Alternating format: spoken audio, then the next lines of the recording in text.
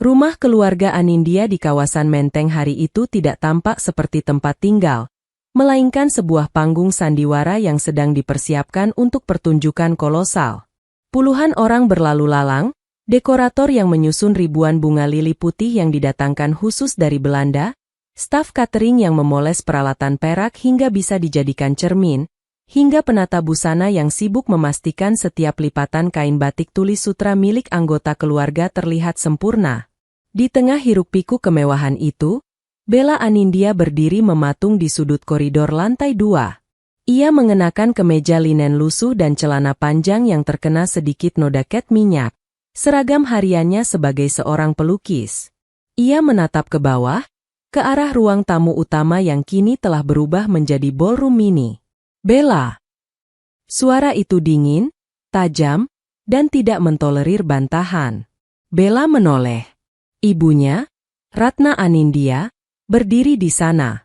Wanita parubaya itu tampak anggun dalam balutan kebaya velvet merah marun, sanggulnya tertata rapi tanpa satu helai rambut pun yang keluar jalur. Namun, matanya memancarkan rasa jijik yang sudah sangat familiar bagi Bella.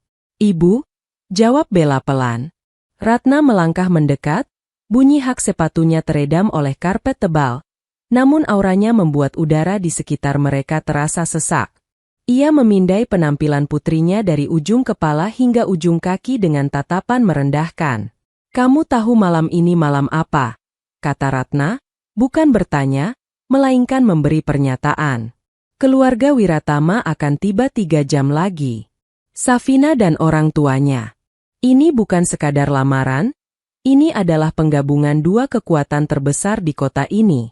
Masa depan kakakmu, Julie, dan seluruh reputasi keluarga kita bergantung pada makan malam ini." Bella mengangguk. "Aku tahu, Bu. Aku akan tetap di kamar." Ratna mendengus, tawa kecil yang sinis keluar dari bibirnya. "Di kamarmu?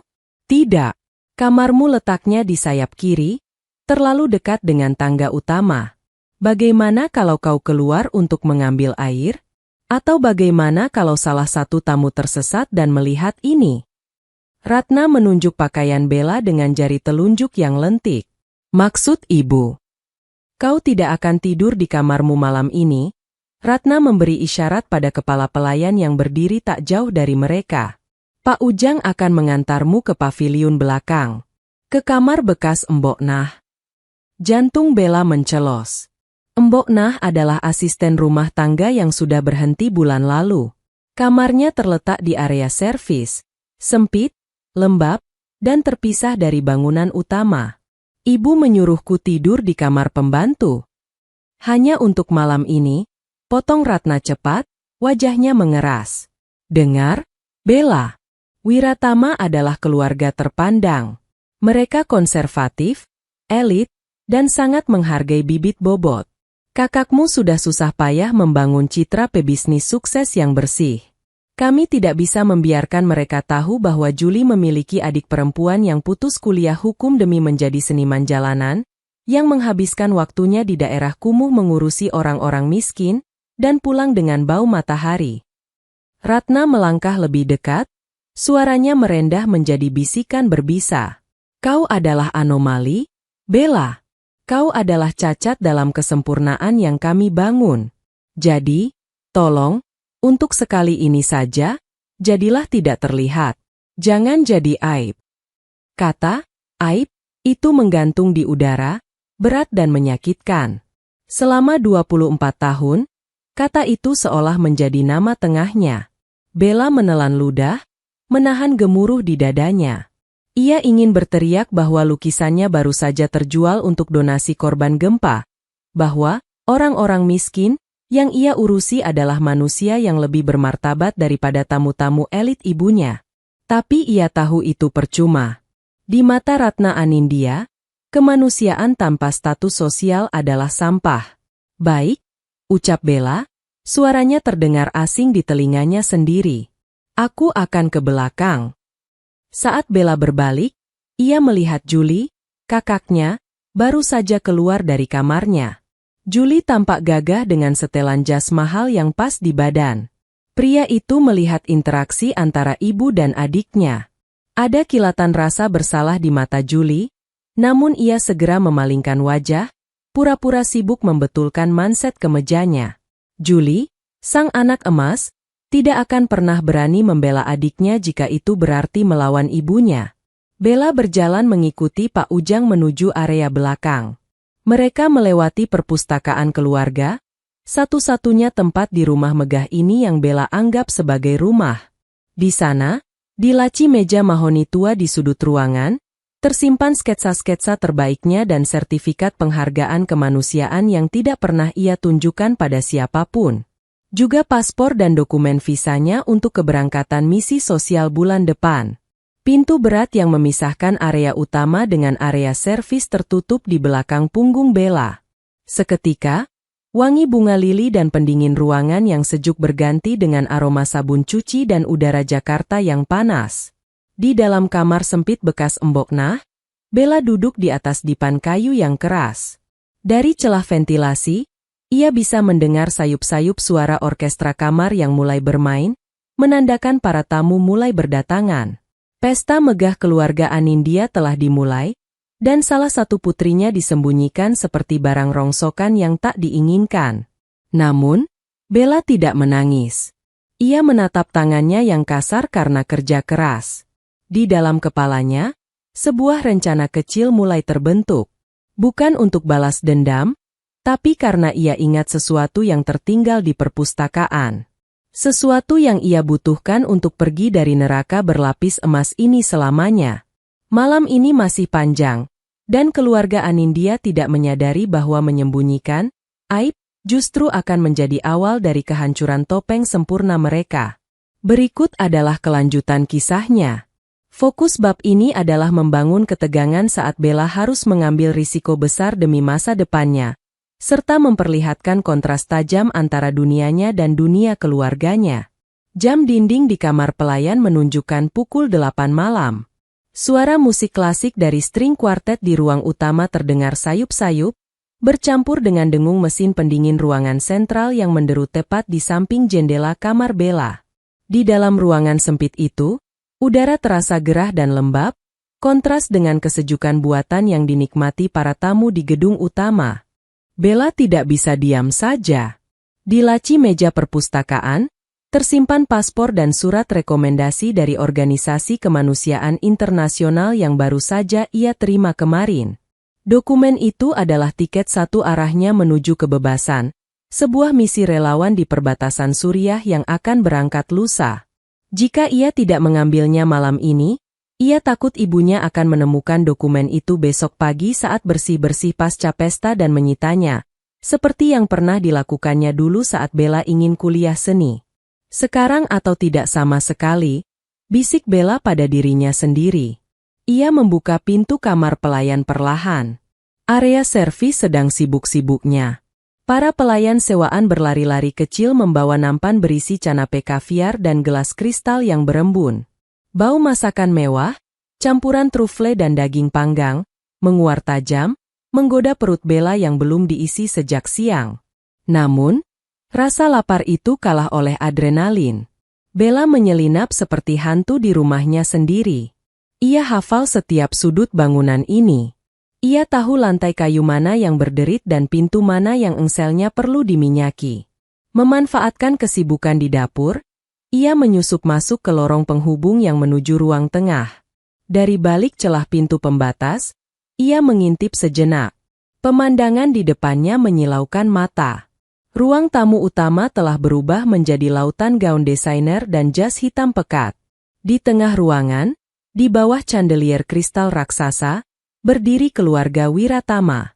Pak Wiratama, sang taipan properti, sedang tertawa lepas sambil memegang cerutu, sementara istrinya tampak menawan namun mengintimidasi dengan perhiasan berlian yang melingkar di leher. Di samping mereka, berdiri Safina, calon kakak iparnya, yang terlihat cantik bak boneka porselen, menggandeng lengan Julie yang tampak tegang namun berusaha tersenyum lebar. Dan ada satu orang lagi. Seorang pria muda jangkung berdiri sedikit di belakang Safina. Ia mengenakan setelan jas abu-abu gelap, wajahnya tenang, sedikit bosan, dan matanya terus bergerak mengamati sekeliling ruangan seolah sedang mencari jalan keluar darurat. Itu pasti Marcel Wiratama, adik Safina yang baru pulang dari luar negeri dan jarang terekspos media. Bella menahan napas.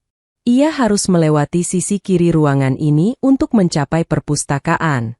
Untungnya, perhatian semua orang tersedot ke pusat ruangan di mana Ratna Anindya sedang memberikan sambutan selamat datang dengan suara yang dibuat sehalus mungkin. Kami sangat terhormat menyambut keluarga Wiratama di kediaman kami yang sederhana ini. Ucap Ratna. Kata, sederhana, terdengar menggelikan mengingat pilar-pilar marmer yang mengelilingi mereka. Memanfaatkan momen tepuk tangan, Bella bergerak cepat. Ia menunduk, bersembunyi di balik bayang-bayang pilar besar dan rangkaian bunga setinggi manusia. Jantungnya berdegup kencang, seirama dengan langkah kakinya yang tanpa suara. Ia nyaris bertabrakan dengan seorang pelayan yang membawa nampan kosong, namun pelayan itu terlalu terburu-buru untuk peduli siapa perempuan berpakaian lusuh yang lewat di lorong tamu. Akhirnya, tangan Bella menyentuh gagang pintu perpustakaan yang dingin. Ia memutarnya perlahan. Terkunci? Tidak. Syukurlah. Bella menyelinap masuk dan menutup pintu dengan hati-hati. Keheningan seketika menyergapnya. Perpustakaan itu gelap, hanya diterangi cahaya bulan yang menembus jendela kaca patri dan bias cahaya lampu taman. Aroma kertas tua dan kayu mahoni yang familiar langsung menenangkan sarafnya yang tegang. Ini adalah tempat persembunyiannya sejak kecil, satu-satunya tempat di mana ia merasa aman. Tanpa menyalakan lampu, Bella meraba-raba menuju meja kerja besar di sudut ruangan. Jarinya dengan cekatan menemukan laci rahasia di bagian bawah. Klik, laci terbuka. Di sana, di bawah tumpukan sketsa wajah anak-anak pengungsian, terletak amplop coklat yang ia cari. Bella mengambilnya dan mengecek isinya dengan penerangan minim dari ponselnya. Paspor, visa, tiket pesawat, semuanya lengkap. Ia mendekap amplop itu ke dada, merasakan gelombang kelegaan yang luar biasa. Ia akan pergi. Lusa, ia akan benar-benar bebas. Namun, kelegaan itu hanya bertahan sedetik. Suara gelak tawa terdengar mendekat dari arah koridor. Langkah kaki berat sepatu kulit pria menggema, semakin lama semakin keras. Di sini lebih tenang, Pak Wiratama. Kita bisa bicara soal saham perkebunan itu sambil menikmati koleksi cerutu ayah saya. Itu suara Juli. Bella membeku. Kakaknya sedang membawa Pak Wiratama dan mungkin beberapa tamu pria lain masuk ke perpustakaan untuk pembicaraan bisnis tertutup. Gagang pintu mulai bergerak turun. Tidak ada waktu untuk lari ke pintu servis di ujung ruangan. Jaraknya terlalu jauh dan ia pasti akan terlihat. Bella panik. Matanya menyapu sekeliling. Pilihan tempat bersembunyi sangat terbatas. Pintu terbuka lebar, cahaya dari koridor menyebur masuk, membelah kegelapan perpustakaan. Silakan masuk, Om, Marcel, kata Juli dengan nada hormat yang berlebihan. Tepat sebelum lampu gantung perpustakaan dinyalakan, Bella menjatuhkan dirinya ke balik sofa kulit besar bersandaran tinggi yang menghadap ke jendela. Ia meringkuk di lantai karpet, memeluk lutut, menahan napas sekuat tenaga. Lampu menyala terang. Aroma asap rokok mahal dan parfum maskulin seketika memenuhi ruangan. Bella bisa melihat ujung sepatu mereka dari celah bawah sofa. Ada 3 pasang sepatu. Sepatu Juli yang mengkilap, sepatu Pak Wiratama yang besar, dan sepatu loafer santai milik pria ketiga, Marcel. Ruangan yang bagus. Suara bariton Pak Wiratama terdengar berat. Banyak buku langka. Jarang ada anak muda yang masih merawat perpustakaan fisik seperti ini. Ah, tentu saja, Om, Juli berbohong dengan lancar. Saya sering menghabiskan waktu di sini untuk membaca. Menambah wawasan bisnis. Bella menggigit bibir bawahnya, menahan rasa muak. Juli tidak pernah membaca satu buku pun di sini. Semua buku ini adalah koleksi mendiang kakek mereka yang dirawat oleh Bella. Ngomong-ngomong soal bisnis, Pak Wiratama duduk di sofa tunggal, hanya berjarak 2 meter dari tempat persembunyian Bella. Saya dengar ada rumor soal anak bungsu keluarga ini. Siapa namanya? Bella? Jantung Bella seolah berhenti berdetak. Ah, Bella. Suara Julie terdengar gugup. Dia sedang sekolah di luar negeri, Om. Di Swiss. Jarang pulang karena sibuk studi. Baguslah, sahut Pak Wiratama. Saya dengar gosip dia bergaul dengan kalangan yang tidak jelas. Tapi kalau dia di Swiss, berarti gosip itu salah. Kami keluarga Wiratama sangat menjaga bibit bobot, Julie. Kami tidak menoleransi skandal. Tentu, Om. Keluarga kami sangat bersih. Saat percakapan itu berlanjut, Bella melihat sepasang sepatu loafer, milik Marcel, bergerak memisahkan diri dari kelompok. Pria itu tidak duduk. Dia berjalan perlahan mengelilingi ruangan, langkahnya pelan dan penuh selidik. Langkah itu semakin dekat ke arah sofa tempat Bella bersembunyi. Bella memejamkan mata, berdoa dalam hati. Jangan lihat ke sini. Kumohon, jangan lihat ke sini. Langkah itu berhenti tepat di samping sofa. Bella bisa mendengar deru napas pria itu. Tiba-tiba, Marcel berjongkok, seolah-olah sedang mengamati lukisan abstrak yang bersandar di dinding dekat jendela. Namun, matanya tidak melihat lukisan. Mata tajam itu menatap lurus ke celah sempit di balik sofa. Pandangan mereka bertemu. Bella terbelalak, wajahnya pucat pasi. Marcel Wiratama menatapnya. Seorang gadis berpakaian lusuh yang meringkuk ketakutan dengan amplop coklat di pelukan. Wajah Marcel tidak menunjukkan keterkejutan yang berlebihan, melainkan pengenalan. Ada kilatan aneh di matanya, seolah ia sedang menyusun kepingan puzzle yang rumit. Marcel tidak berteriak. Ia tidak memanggil ayahnya atau Julie. Ia hanya menatap Bella dalam diam, sementara di latar belakang, Julie masih sibuk membual tentang prestasi bisnisnya yang palsu. Waktu seolah membeku di balik sofa kulit itu. Bella menahan napas hingga dadanya terasa sakit, matanya terpaku pada sosok Marcel Wiratama yang berjongkok di hadapannya. Jarak wajah mereka hanya terpaut beberapa jengkal. Bella bisa melihat jelas rahang tegas pria itu dan bekas luka kecil samar di pelipis kirinya. Sebuah detail yang tiba-tiba memicu ingatan samar di benak Bella. Bekas luka itu. Ingatan Bella berputar mundur ke 2 tahun lalu. Turki, pasca gempa. Tenda medis darurat yang penuh debu dan jeritan. Seorang pemuda Indonesia yang tertimpa reruntuhan hotel, kehilangan banyak darah, dan nyaris menyerah sebelum Bella, yang saat itu menjadi koordinator relawan medis, bersikeras mengevakuasinya dengan tandu darurat melewati medan yang mustahil. Pemuda itu setengah sadar, terus menggumamkan nama ibunya. Mata Marcel melebar sedikit. Kilatan pengenalan itu bukan hanya milik Bella. Pria itu juga mengingatnya. Tatapan Marcel beralih cepat dari wajah Bella yang tanpa riasan ke kemeja linen lusuh yang ia kenakan, lalu ke amplop coklat di pelukannya.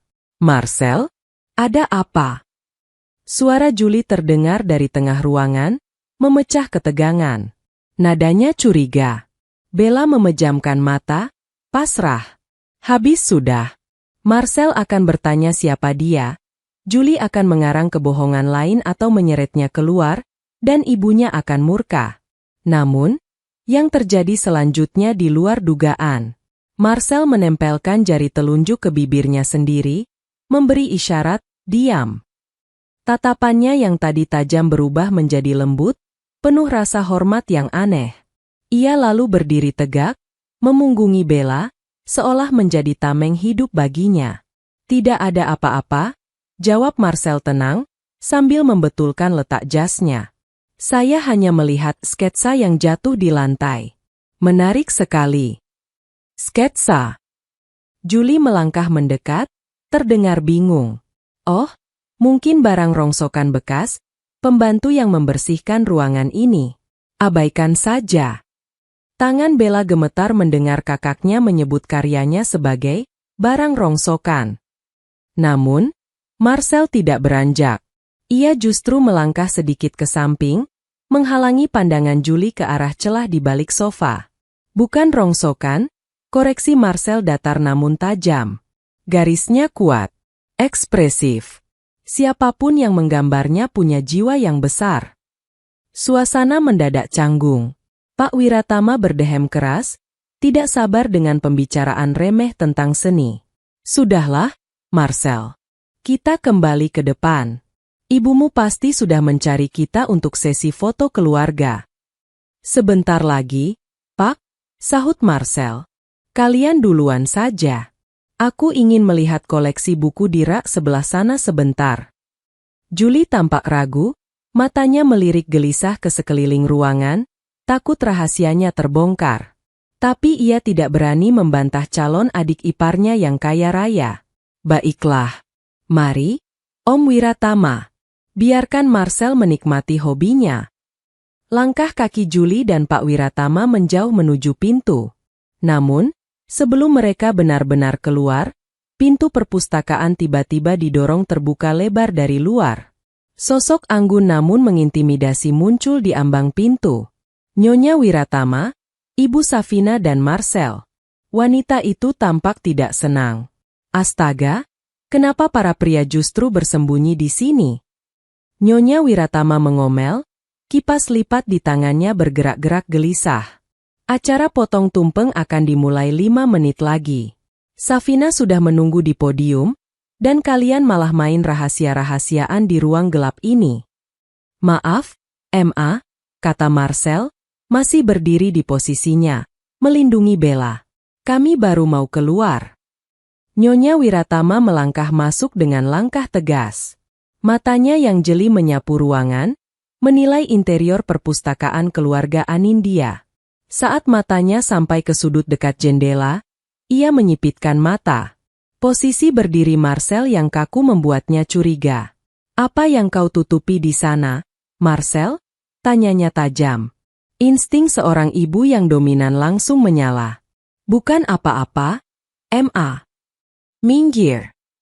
Nyonya Wiratama tidak menerima penolakan. Ia berjalan melewati putranya. Marcel mencoba menahan lengannya, tapi terlambat. Nyonya Wiratama sudah melihat ke balik sofa. Di sana, Bella masih meringkuk. Cahaya lampu gantung kini sepenuhnya menerangi wajahnya. Bella tahu ia tidak bisa bersembunyi lagi. Dengan sisa harga diri yang ia miliki, ia tidak mau ditemukan seperti tikus. Bella menarik napas panjang, lalu perlahan bangkit berdiri. Ia merapikan kemejanya yang kusut, memeluk amplop coklatnya erat-erat, dan mengangkat dagunya. Julie yang berdiri di dekat pintu wajahnya pucat pasi, seakan darahnya tersedot habis. Itu. Julie tergagap, mencari alasan. Itu pelayan baru kami. Dia sedikit terganggu jiwanya, suka menyelinap masuk. Diam, potong Nyonya Wiratama keras. Wanita sosialita itu tidak melihat ke arah Julie. Matanya terkunci pada wajah Bella. Kemarahan di wajahnya perlahan luntur, berganti dengan kebingungan, lalu ketidakpercayaan. Ia melangkah maju, tangannya yang penuh cincin berlian terulur, gemetar. Pelayan? Bisik Nyonya Wiratama, suaranya bergetar. Ia menoleh cepat ke arah Julie dengan tatapan membunuh. Kau bilang dia pelayan yang sakit jiwa. Julie mundur selangkah, ketakutan. Iya, Tante. Maafkan kami akan segera mengusirnya. Tutup mulutmu, bentak Nyonya Wiratama, membuat seisi ruangan senyap. Ia kembali menatap Bella. Mata wanita parubaya itu mulai berkaca-kaca. Ia mengeluarkan ponselnya dari dalam tas tangan, mencari sebuah foto yang selalu ia simpan di galeri favoritnya. Foto yang diambil seorang jurnalis asing, seorang relawan wanita berwajah lelah, penuh debu, sedang memapah seorang pemuda yang terluka parah keluar dari reruntuhan. Wajah di foto itu dan wajah di hadapannya adalah satu orang yang sama. Kamu. Nyonya Wiratama tercekat. Ia menatap Bella, lalu menatap putranya, Marcel. Marcel mengangguk pelan, memberikan konfirmasi tanpa kata. Nyonya Wiratama menjatuhkan tas tangannya ke lantai. Tas mahal itu berdebum, tapi ia tidak peduli. Ia menerjang maju dan, di hadapan Juli yang melongo serta Pak Wiratama yang bingung, wanita terhormat itu memeluk Bella erat-erat. Bukan pelukan sopan santun, melainkan pelukan seorang ibu yang berhutang nyawa. Ya Tuhan! Isak Nyonya Wiratama di bahu Bella yang kaku. Aku mencarimu kemana-mana. Aku menghubungi kedutaan, Palang Merah, semuanya, hanya untuk mengucapkan terima kasih karena telah mengembalikan anakku hidup-hidup. Bella berdiri terpaku, tangannya canggung di sisi tubuhnya. Ia melirik Juli. Kakaknya tampak seperti baru saja melihat hantu. Nyonya Wiratama melepaskan pelukannya, memegang kedua bahu Bella, dan menatapnya lekat-lekat. Namamu Bella, kan? Bella Anindya? Kenapa? Kenapa keluargamu bilang kamu di Swiss? Kenapa kakakmu bilang kamu pelayan gila? Pertanyaan itu menggantung di udara, berat dan menuntut jawaban. Kebohongan keluarga Anindya yang dibangun bertahun-tahun kini retak, tepat di pusat fondasinya. Keheningan di perpustakaan itu terasa mencekik. Juli Anindya berdiri mematung di ambang pintu, wajahnya yang tadi kemerahan karena alkohol kini berubah sepucat kertas. Ia bisa mendengar detak jantungnya sendiri yang berpacu liar. Di depannya, pemandangan paling mustahil sedang terjadi. Nyonya Wiratama, wanita paling berpengaruh di lingkaran sosial mereka, sedang memegang tangan adiknya yang dianggap sampah dengan penuh takzim. Juli, suara Pak Wiratama memecah keheningan, nadanya rendah namun mengandung ancaman yang nyata. Bisa kau jelaskan apa maksud semua ini? Tadi kau bilang adikmu di Swiss. Lalu kau bilang dia pelayan gila. Sekarang istriku mengenalinya sebagai pahlawan putraku. Om itu maksud saya. Juli terbata. Ada kesalahpahaman. Bella dia memang suka bepergian, tapi kami tidak pernah tahu dia melakukan hal seserius itu. Kami hanya ingin melindungi reputasi.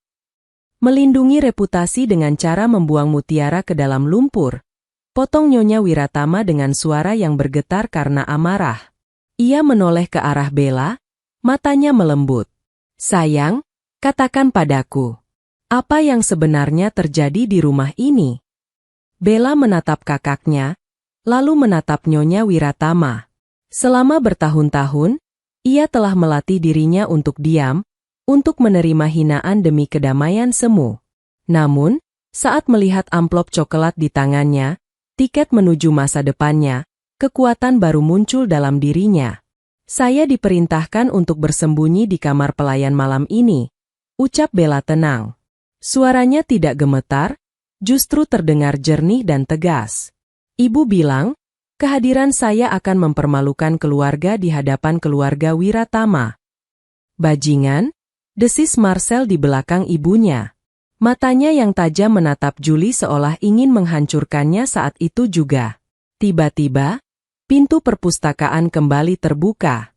Ratna Anindya muncul dengan senyum lebar yang dipaksakan, diikuti oleh Safina. Ada apa ini? Kenapa semua berkumpul di sini?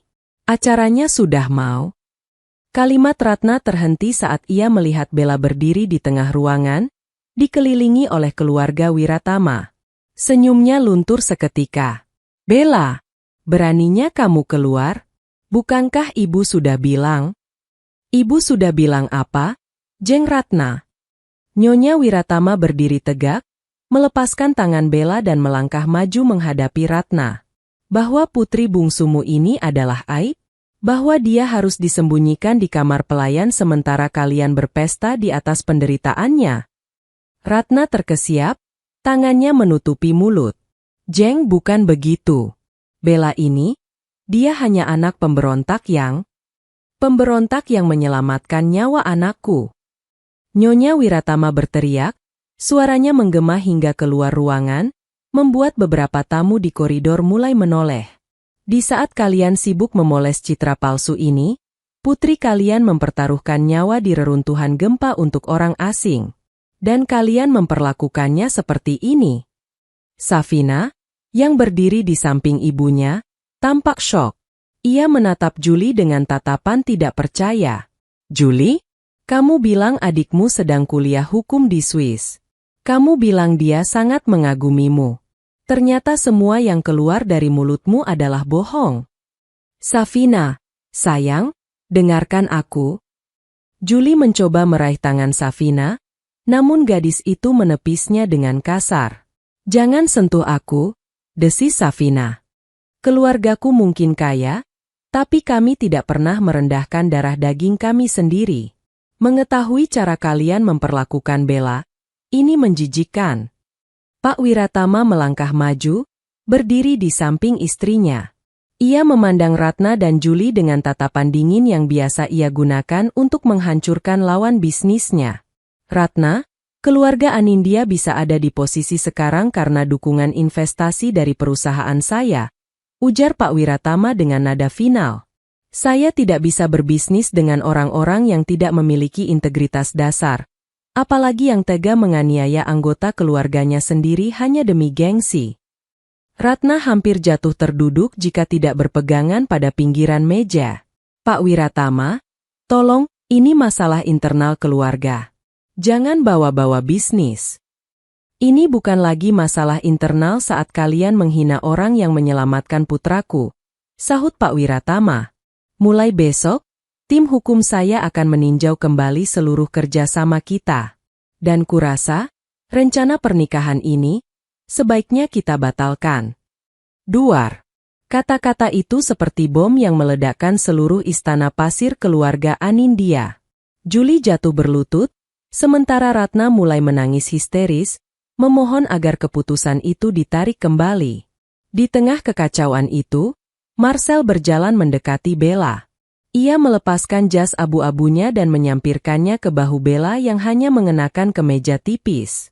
Kau tidak perlu berada di sini lagi, bisik Marcel lembut. Ayo, aku akan membantumu membawa barang-barangmu. Bella menatap ibunya yang kini meraung di lantai, lalu menatap kakaknya yang hancur. Tidak ada rasa dendam di hati Bella, hanya ada rasa lega yang luar biasa. Beban yang ia pikul selama 24 tahun tiba-tiba terangkat.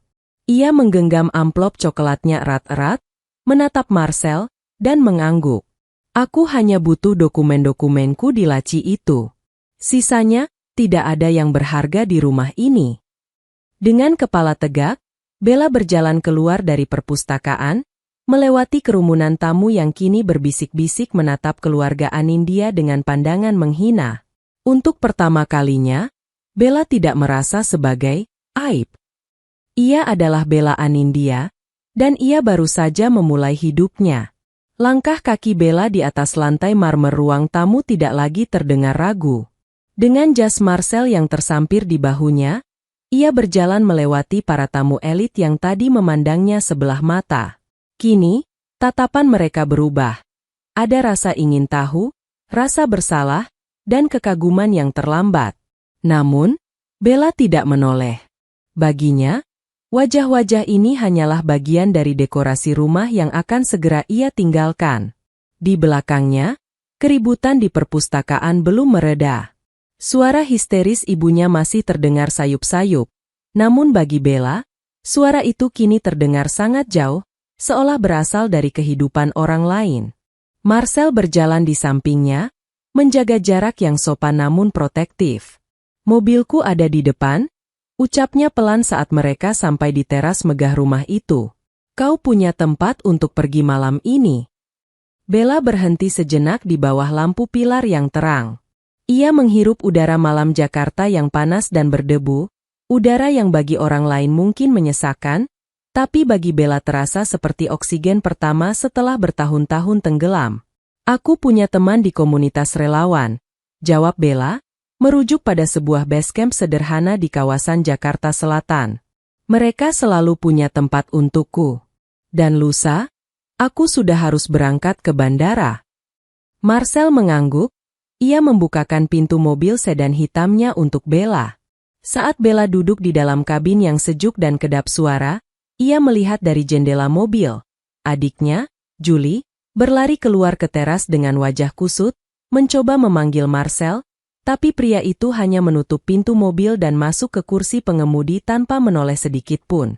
Mobil itu meluncur membelah pagar besi tinggi keluarga Anindya yang terbuka lebar. Untuk pertama kalinya, Bella melihat gerbang itu bukan sebagai batas perlindungan, melainkan sebagai pintu penjara yang akhirnya runtuh. Sementara itu, di dalam rumah, suasana berubah menjadi pemakaman bagi reputasi keluarga Anindya. Pak Wiratama tidak membuang waktu.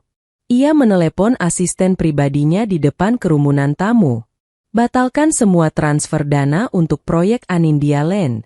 Tarik seluruh deposit kita dari bank mereka sebelum jam operasional dimulai besok pagi. Dan sampaikan pada pers, pertunangan Juli dan Safina batal karena ketidakcocokan nilai moral. Ratna Anindya jatuh pingsan di atas sofa beludru.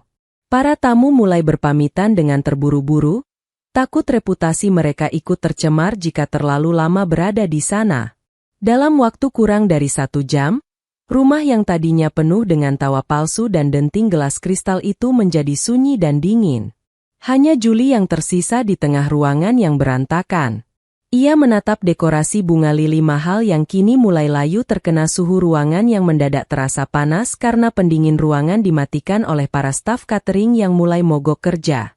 Ia baru saja menyadari bahwa tanpa Bella sebagai tumbal, dan tanpa keluarga Wiratama sebagai penyokong, ia hanyalah seorang pria tanpa kemampuan yang bersembunyi di balik nama besar ayahnya yang kini sudah tak berarti. Marcel menghentikan mobilnya di depan sebuah bangunan tua 2 lantai di daerah Tebet. Bangunan itu penuh dengan poster-poster kemanusiaan dan tumpukan kardus logistik. "Terima kasih, Marcel," ucap Bella sambil melepas jas pria itu. "Bukan hanya untuk tumpangannya, tapi untuk tetap diam tadi, dan untuk mengingatku." Marcel menerima jasnya, namun matanya tetap menatap Bella. "Aku tidak pernah lupa, Bella. Di reruntuhan itu, saat aku hampir menyerah, suaramu adalah satu-satunya hal yang membuatku tetap terjaga. Aku selalu bertanya-tanya mengapa orang sehebat kamu tidak pernah muncul di berita atau media sosial. Sekarang aku tahu alasannya." Marcel mengeluarkan sebuah kartu nama dari saku kemejanya dan menyelipkannya ke tangan Bella. "Jika kau butuh apapun, dukungan untuk misimu, atau sekadar teman bicara saat kau kembali, hubungi aku. Keluargaku berhutang nyawa padamu, tapi aku ingin membantumu karena aku menghargaimu." Bella tersenyum tipis, sebuah senyum tulus yang jarang muncul di rumah Anindya. "Aku akan baik-baik saja. Aku sudah terbiasa berjuang sendiri." "Sekarang tidak lagi," balas Marcel dengan nada janji. Bella turun dari mobil, membawa amplop coklatnya yang berharga. Ia berjalan masuk ke dalam gedung komunitasnya tanpa menoleh ke belakang. Di sana, di antara rekan-rekan relawannya yang sedang menyeduh kopi instan dan memeriksa daftar obat-obatan, Bella merasa diterima. Tidak ada yang bertanya tentang gaunnya. Tidak ada yang peduli tentang status sosialnya. Di sini, ia hanya Bella, si manusia yang peduli. Malam itu, di atas kasur lipat sederhana, Bella tidur dengan nyenyak untuk pertama kalinya dalam 24 tahun. Di tempat lain, keluarga Anindya sedang menatap kegelapan, menyadari bahwa fajar esok hari akan membawa berita kehancuran total mereka ke seluruh penjuru negeri. Pukul 6 pagi, Jakarta biasanya masih menggeliat malas. Namun, di kediaman Anindya, pagi itu terasa seperti kiamat kecil yang datang lebih awal. Ponsel Juli tidak berhenti bergetar. Notifikasi berita dari portal ekonomi dan gosip selebriti memenuhi layarnya. Prahara di Menteng. Investasi Wiratama Group ditarik dari proyek Anindya, pernikahan elit batal. Berita itu menyebar seperti api di atas jerami kering. Di dunia mereka, reputasi adalah segalanya. Begitu nama Wiratama menyatakan menarik diri, bank-bank lain yang semula memberi pinjaman kepada perusahaan keluarga Anindya mulai melakukan panggilan telepon darurat. Mereka meminta kepastian, atau lebih buruk lagi, meminta pelunasan dipercepat. Di meja makan yang luas namun terasa kosong, Ratna Anindya duduk dengan mata sembab. Di hadapannya, Sosok yang selama ini jarang terlihat di rumah karena alasan sakit, Hendra Anindya, ayah Bella, akhirnya muncul. Ia mengenakan kursi roda, wajahnya pucat, namun matanya yang sayu menatap tajam ke arah istri dan putra sulungnya. "Di mana Bella?" Suara Hendra serak, namun berwibawa. Ratna tidak menjawab. Ia hanya terus mengaduk kopinya yang sudah dingin dengan tangan gemetar. "Aku tanya, di mana Bella?" Ulang Hendra lebih keras, hingga batu kecil menyela bicaranya. "Dia pergi." "Yah?" Jawab Juli dengan nada frustrasi sambil membanting ponselnya ke meja. "Dia menghancurkan segalanya semalam. Karena dia, keluarga Wiratama membatalkan semuanya. Kita terancam bangkrut dalam hitungan minggu kalau tidak bisa meyakinkan investor lain." Hendra tertawa kecil, tawa yang terdengar getir dan penuh ejekan. "Keluarga ini hancur bukan karena Bella. Keluarga ini hancur karena kesombongan kalian. Selama ini aku diam karena aku pikir kalian hanya terobsesi pada status, tapi menyembunyikan putriku sendiri di kamar pelayan." Hendra menatap Ratna dengan penuh kekecewaan. "Kau sudah keterlaluan, Ratna. Bella adalah satu-satunya di rumah ini yang memiliki nurani. Dan sekarang, dia sudah benar-benar lepas dari tanganmu. Aku melakukan ini demi kita, Mas," teriak Ratna histeris. "Demi masa depan Juli. Bella itu tidak bisa diatur, dia lebih suka berkubang di lumpur daripada menjaga nama baik kita." "Nama baik yang mana?" potong Hendra dingin. "Lihat keluar." Para wartawan sudah mulai berkumpul di depan pagar. "Nama baikmu sudah jadi bahan tontonan." Hendra kemudian memberi isyarat kepada perawat pribadinya untuk membawanya ke perpustakaan.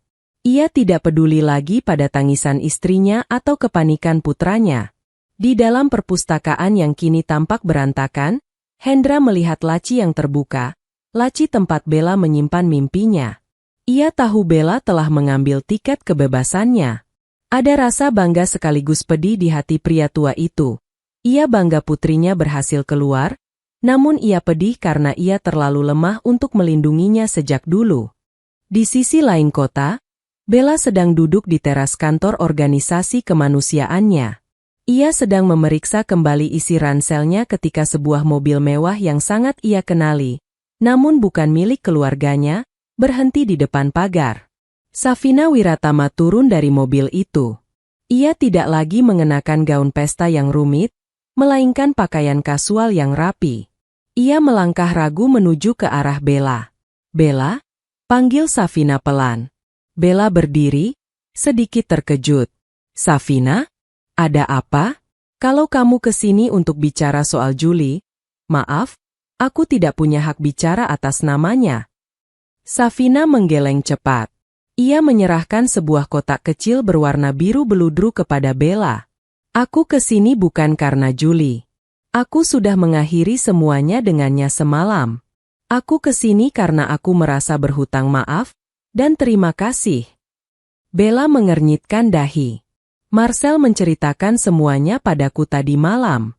Tentang apa yang kau lakukan di Turki," lanjut Safina, matanya berkaca-kaca. "Jika bukan karenamu, adikku mungkin sudah tiada. Dan memikirkan bahwa keluargaku hampir menjadi bagian dari keluarga yang memperlakukan pahlawan seperti pengemis, itu membuatku malu." Bella terdiam. Ia tidak mengharapkan permintaan maaf ini. "Di dalam kotak itu ada kontak pengacara pribadi keluargaku," kata Safina lagi. "Jika orang tuamu mencoba menuntut atau mempersulit keberangkatanmu, atau jika mereka mencoba menyita aset pribadimu, hubungi dia. Wiratama akan memastikannya tidak terjadi. Anggap ini sebagai jaminan bahwa mulai hari ini, tidak ada yang bisa menyentuhmu lagi." Bella menerima kotak itu, merasakan beratnya dukungan yang tulus. "Terima kasih, Safina. Sampaikan juga terima kasihku pada Marcel. Dia sebenarnya ingin ke sini sendiri." Safina tersenyum tipis, "tapi dia sedang sibuk mengurus pemutusan hubungan bisnis dengan perusahaan ayahmu. Dia ingin memastikan bahwa ketika kau kembali dari misimu nanti, Kau tidak perlu lagi melihat bayang-bayang keluarga Anindya yang sombong itu menghalangimu. Saat Safina pergi, Bella menatap langit Jakarta yang mulai cerah. Ia menyadari bahwa kejujuran memang menghancurkan banyak hal, namun hal-hal yang hancur itu hanyalah kepalsuan. Di atas puing-puing nama besar Anindya, Bella baru saja membangun fondasi pertama untuk hidupnya yang sebenarnya. Malam ini, ia akan terbang. Bukan sebagai aib keluarga, bukan sebagai relawan misterius, tapi sebagai Bella yang merdeka. Bandara Soekarno-Hatta selalu memiliki aroma yang sama, campuran antara aftur, kopi mahal, dan harapan yang mengambang di udara. Bagi Bella, ini adalah pertama kalinya ia berdiri di Terminal 3 bukan dengan perasaan bersalah karena melarikan diri dari tanggung jawab keluarga, melainkan dengan rasa syukur yang mendalam. Ia hanya membawa satu ransel besar berisi pakaian praktis dan satu tas kecil berisi peralatan lukis serta dokumen pentingnya. Tidak ada koper mewah bermerek, tidak ada pengawalan. Namun, ia merasa lebih kaya daripada saat ia masih tinggal di kamar megahnya di Menteng. Bella! Sebuah suara yang kini mulai ia kenali memanggil dari kejauhan. Marcel Wiratama berjalan mendekat, melewati kerumunan calon penumpang. Ia mengenakan kemeja santai, wajahnya tampak sedikit lelah namun matanya cerah saat melihat Bella. Kira-kira aku hampir terlambat, ucap Marcel sambil mengatur napas. Marcel? Kenapa kamu ke sini? Bella bertanya, terkejut. Bukankah jadwalmu sedang sangat padat? Memang.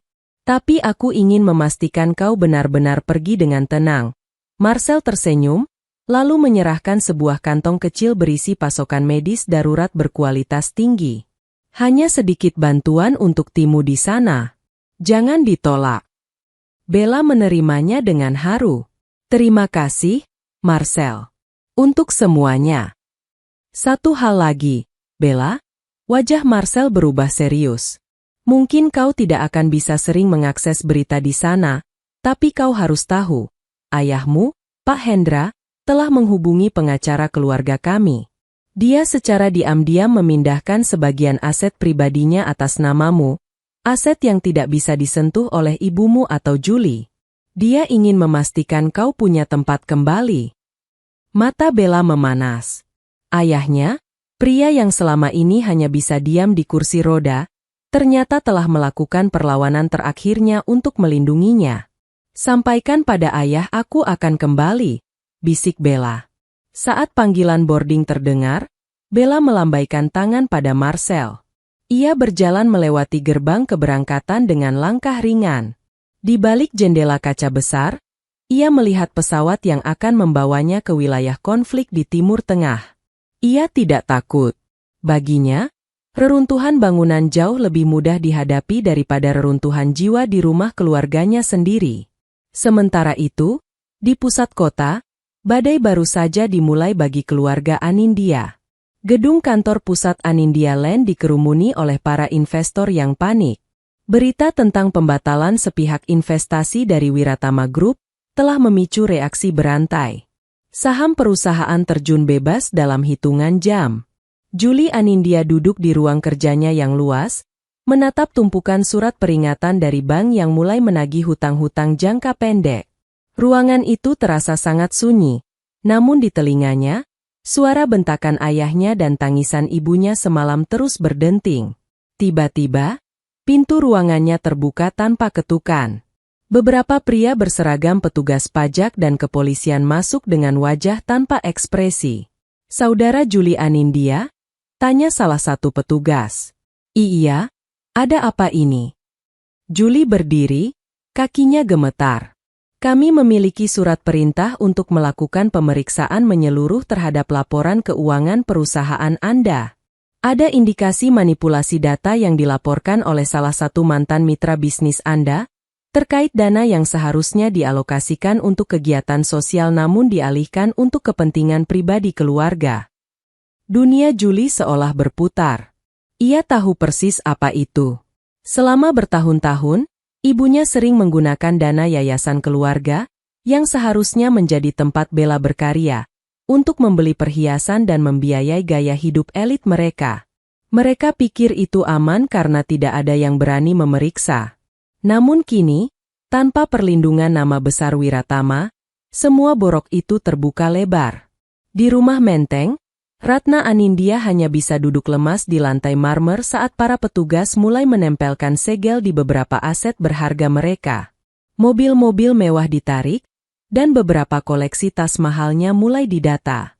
"Ini salah Bella," teriak Ratna di tengah kekosongan rumahnya yang mulai sunyi.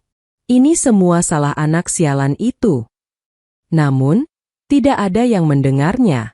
Bahkan para pelayan yang biasanya membungkuk hormat padanya kini sudah pergi satu persatu, membawa koper mereka sendiri, karena tahu gaji mereka tak akan lagi terbayar. Keluarga Anindya sedang belajar dengan cara yang paling menyakitkan, bahwa tanpa fondasi karakter dan kejujuran, menara kemewahan setinggi apapun hanyalah sebuah makam yang menunggu untuk runtuh. 1 bulan kemudian, langit di atas kamp pengungsian di perbatasan tampak abu-abu, tertutup debu dari truk-truk logistik yang berlalu lalang. Bella Anindya berdiri di tenda medis darurat, tangannya terbungkus sarung tangan lateks yang berlumuran sisa obat-obatan. Wajahnya kelelahan, ada lingkaran hitam di bawah matanya, namun tatapannya memancarkan kepuasan yang tidak pernah ia dapatkan di ruang makan mewah keluarganya. Di sini, ia bukan si anak bungsu yang memalukan. Ia adalah Dr. Bella, panggilan hormat dari para pengungsi, atau sekadar Bella si relawan. Kemampuannya mengorganisir bantuan dan ketenangannya saat menghadapi situasi kritis membuatnya dihormati oleh tim medis internasional lainnya. Suatu sore, seorang jurnalis dari kantor berita global yang sedang meliput krisis kemanusiaan di sana mendekati Bella. "Anda satu-satunya relawan dari Asia Tenggara di unit ini," kata jurnalis itu sambil mengarahkan kamera. "Apa yang membuat Anda meninggalkan kenyamanan di Indonesia untuk berada di tengah debu ini?" Bella tersenyum tipis, sambil menyeka keringat di dahinya dengan lengan baju. "Kenyamanan itu relatif. Di sini, saya merasa berguna. Di sini, nilai seorang manusia diukur dari apa yang bisa ia berikan untuk orang lain, bukan dari berapa banyak emas yang ia pakai atau siapa nama belakangnya." Wawancara singkat itu, beserta foto Bella yang sedang memeluk seorang anak yatim piatu sambil membawa palet lukisnya, menjadi viral secara global. Dunia mulai mengenal Bella Anindya sebagai wajah kemanusiaan yang baru. Sementara itu, di Jakarta, foto yang sama terpampang di layar televisi di sebuah rumah kontrakan sempit di pinggiran kota. Ratna Anindya menatap layar televisi itu dengan mata hampa. Rambutnya yang biasanya tertata rapi kini kusut, dan kebaya sutranya telah berganti dengan daster murah yang kusam. Rumah megah di Menteng sudah disita oleh bank seminggu yang lalu. Mereka harus keluar dengan hanya membawa beberapa koper pakaian, sementara perhiasan dan tas bermerek mereka dilelang untuk menutupi hutang perusahaan yang membengkak. "Lihat dia," desis Ratna, suaranya parau. "Dia bersenang-senang di luar negeri, menjadi pahlawan, sementara kita membusuk di sini. Dia benar-benar anak yang tidak tahu berterima kasih." Julie, yang duduk di sudut ruangan sambil menatap surat panggilan kepolisian untuk kasus penggelapan dana yayasan, tidak menyahut. Ia tampak 10 tahun lebih tua. Ia baru menyadari bahwa selama ini ia hanyalah sebuah bayangan. Tanpa status sosial dan uang, ia tidak tahu bagaimana caranya menjadi manusia. Ibu masih menyalahkannya. Julie akhirnya bersuara, nadanya datar. "Dia tidak melakukan apapun, Bu. Dia hanya menjadi dirinya sendiri. Kita yang menghancurkan diri kita sendiri dengan mencoba membuangnya. Lihat sekarang dunia justru mencintainya, dan dunia membenci kita." Tiba-tiba, pintu kontrakan mereka diketuk dengan keras. Bukan tamu, melainkan kurir yang mengantarkan surat tuntutan baru dari pengacara keluarga Wiratama. Safina dan orang tuanya tidak main-main. Mereka menuntut ganti rugi atas pencemaran nama baik dan penipuan kontrak yang dilakukan Julie selama proses pertunangan.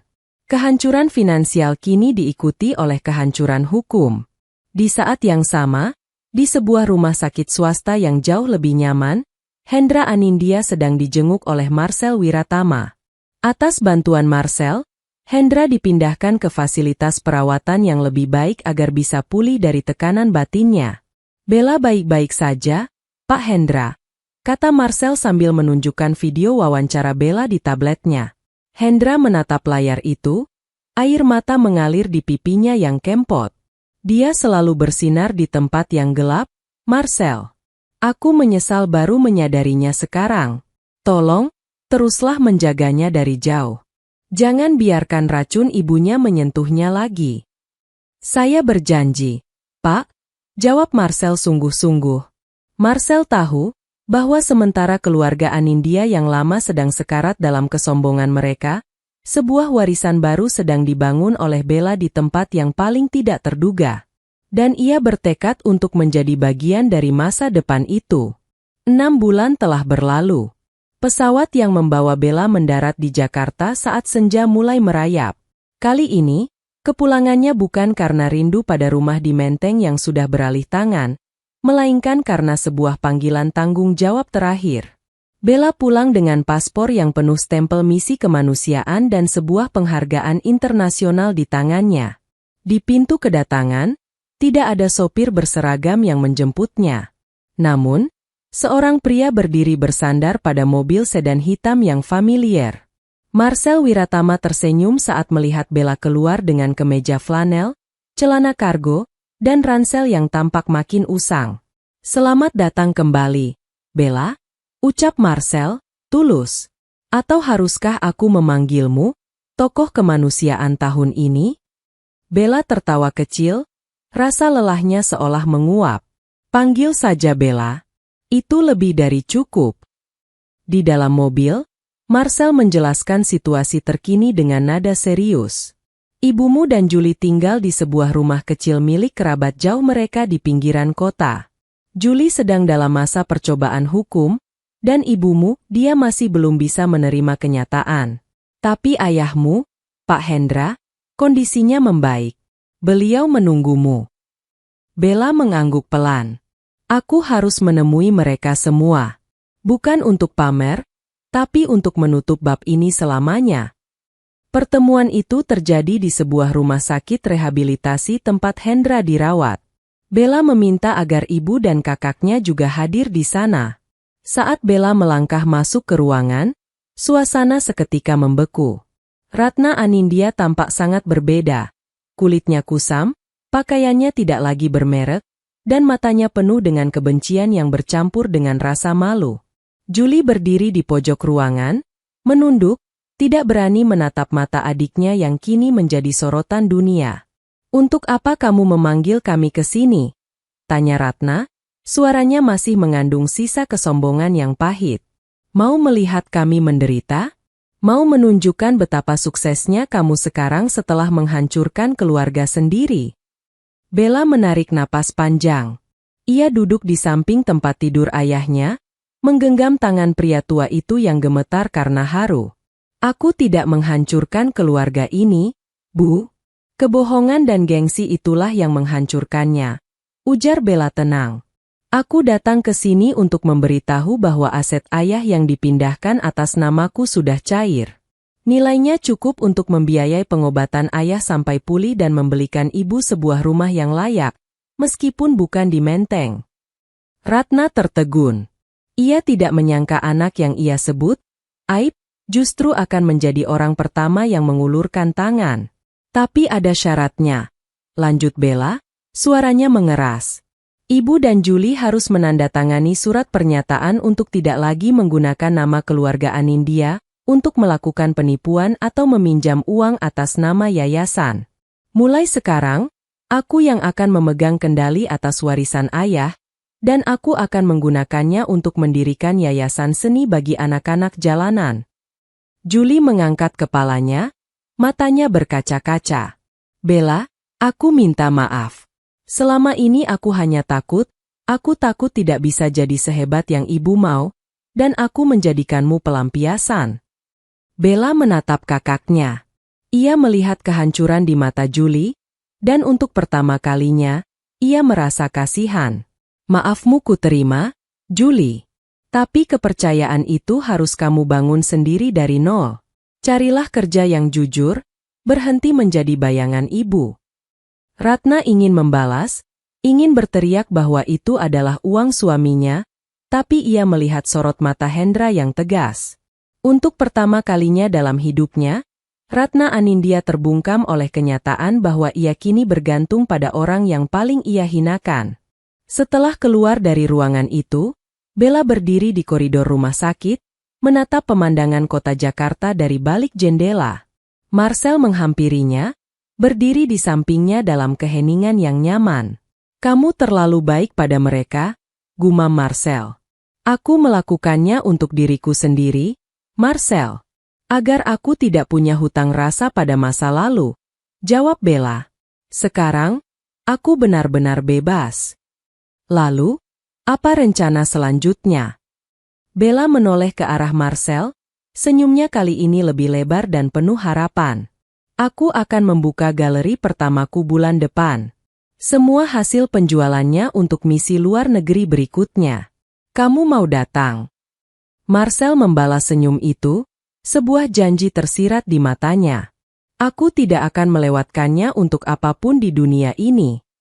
Bella Anindya akhirnya mengerti bahwa kehormatan sejati tidak ditemukan di balik dinding rumah mewah atau gelar sosial, melainkan dalam kemampuan untuk tetap berdiri tegak di tengah badai dan tetap memiliki hati untuk memaafkan, bahkan saat dunia tidak memberikannya alasan untuk itu. 1 bulan setelah pertemuan di rumah sakit, sebuah bangunan tua di kawasan seni Jakarta Selatan bertransformasi. Tidak ada karpet merah yang berlebihan atau deretan bunga lili Belanda yang mahal. Sebagai gantinya, dinding-dinding bata ekspos galeri itu dipenuhi dengan lukisan-lukisan yang berani, potret wajah-wajah manusia dari berbagai belahan dunia yang pernah diselamatkan atau ditemui Bella dalam misinya. Ini adalah malam pembukaan pameran tunggal Bella Anindya yang bertajuk Wajah-wajah di balik debu.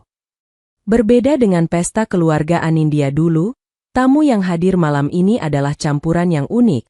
Para kurator seni, aktivis kemanusiaan, rekan-rekan relawan yang mengenakan kemeja lapangan, hingga beberapa tokoh penting dari kalangan diplomatik.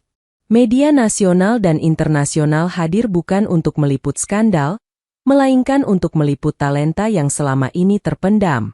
Karya ini luar biasa, ucap seorang kritikus seni ternama sambil menunjuk lukisan seorang pria dengan bekas luka di pelipisnya. Lukisan Marcel yang dibuat Bella berdasarkan ingatan di Turki. Ada kejujuran yang menyakitkan sekaligus harapan yang indah di sini. Di sudut ruangan, keluarga Wiratama hadir dengan formasi lengkap. Pak Wiratama dan Nyonya Wiratama tampak sangat bangga, seolah Bella adalah putri mereka sendiri.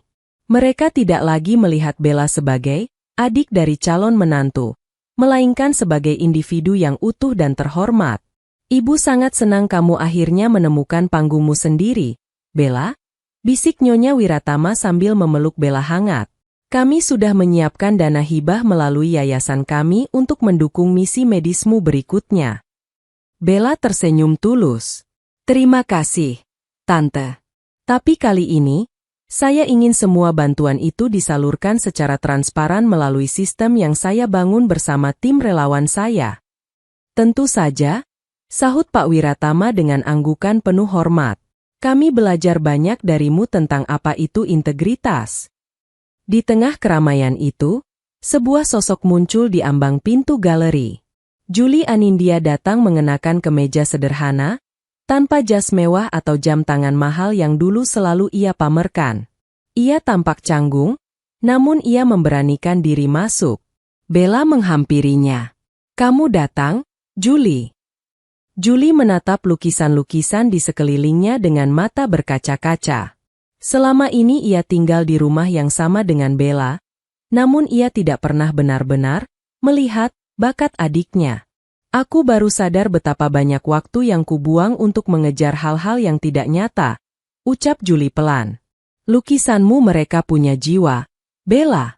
Sesuatu yang tidak pernah dimiliki rumah kita dulu. Ibu tidak ikut? Tanya Bella. Julie menggeleng. Ibu masih mengurung diri. Dia masih merasa dunia tidak adil padanya. Tapi aku mulai bekerja, Bella, menjadi staf administrasi di sebuah perusahaan logistik kecil. Gajinya tidak seberapa, tapi untuk pertama kalinya, aku tidak perlu berbohong pada siapapun tentang siapa aku. Bella menepuk bahu kakaknya. Itu adalah langkah kecil, tapi bagi seorang Julie Anindya, itu adalah sebuah revolusi. Ia telah mulai melepaskan diri dari racun kesombongan ibunya. Saat malam semakin larut, Marcel mendekati Bella yang sedang berdiri di teras galeri, memandang langit malam yang tenang. Semua orang membicarakanmu di dalam, kata Marcel. Aku hanya berharap mereka membicarakan orang-orang yang ada di dalam lukisan itu, Marcel. Bukan tentang aku, jawab Bella. Marcel berdiri di sampingnya, menyerahkan segelas air mineral. Itulah yang membuatmu berbeda. Kamu tidak pernah ingin menjadi pusat perhatian, tapi cahayamu terlalu terang untuk disembunyikan. Marcel kemudian merogoh sakunya dan mengeluarkan sebuah bros kecil berbentuk sayap burung dari perak.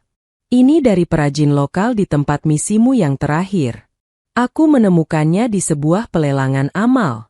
Kupikir ini cocok untukmu, seseorang yang selalu ingin terbang bebas tapi tetap melindungi orang lain di bawah sayapnya. Bella menerima bros itu, jemarinya menyentuh permukaan perak yang dingin. Ia menatap Marcel, dan di bawah cahaya lampu kota yang temaram, ada sebuah pengertian baru yang tumbuh di antara mereka. Sebuah hubungan yang tidak lagi didasari oleh hutang budi, melainkan oleh kekaguman dan visi yang sama tentang dunia. Malam itu, Bella menyadari bahwa rumah yang sebenarnya bukanlah sebuah alamat di Menteng atau sebuah bangunan dengan pilar-pilar besar. Rumah adalah sebuah kondisi di mana seseorang bisa menjadi diri sendiri tanpa rasa takut, dihargai tanpa syarat, dan dicintai karena nuraninya. 2 tahun telah berlalu sejak malam yang menghancurkan segalanya di rumah Menteng. Di sebuah rumah kecil di daerah pinggiran yang sering tergenang air saat hujan deras, Ratna Anindya duduk di kursi plastik di terasnya yang sempit. Tangannya yang dulu halus, kini tampak kasar karena harus mengurus pekerjaan rumah tangga sendiri. Ia menatap koran lama yang menampilkan foto Bella di sampulnya. Ratna masih sering bergumam sendiri, menceritakan pada tetangga tentang masa kejayaannya dulu, tentang pesta-pesta mewah dan koneksi elitnya. Namun, para tetangga hanya menganggapnya sebagai wanita tua yang kehilangan akal sehatnya. Ia hidup dalam penjara ingatan, menolak menerima bahwa dunia yang ia bangun dengan kebohongan telah runtuh dan tidak akan pernah kembali. Julie sesekali datang berkunjung, membawa bahan makanan dari gajinya sebagai manajer operasional di sebuah gudang distribusi. Julie telah berubah, ia lebih banyak diam, namun matanya memancarkan ketenangan yang belum pernah ia miliki sebelumnya. Ia telah belajar mencuci pakaiannya sendiri, memasak, dan menghargai setiap rupiah yang ia hasilkan dengan keringat sendiri. Ia telah memaafkan dirinya sendiri, meski ia tahu ibunya mungkin tidak akan pernah bisa melakukan hal yang sama. Di sisi lain, Bella sedang sibuk mempersiapkan peluncuran Anindya Foundation for Humanity, sebuah yayasan yang ia bangun menggunakan sisa aset ayahnya yang telah dikelola secara profesional oleh bantuan tim hukum Wiratama. Hendra Anindya, sang ayah, kini tinggal bersama Bella di sebuah rumah bergaya paviliun yang asri dan ramah bagi pengguna kursi roda. Meskipun bicaranya masih terbatas akibat sisa-sisa penyakitnya, mata Hendra selalu bersinar setiap kali melihat Bella pulang dari kantor atau dari medan misi.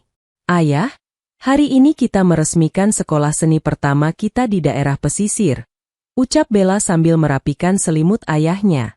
Hendra menggenggam tangan Bella, memberikan tekanan kecil sebagai tanda restu. Di rumah ini, tidak ada lagi teriakan tentang status atau citra.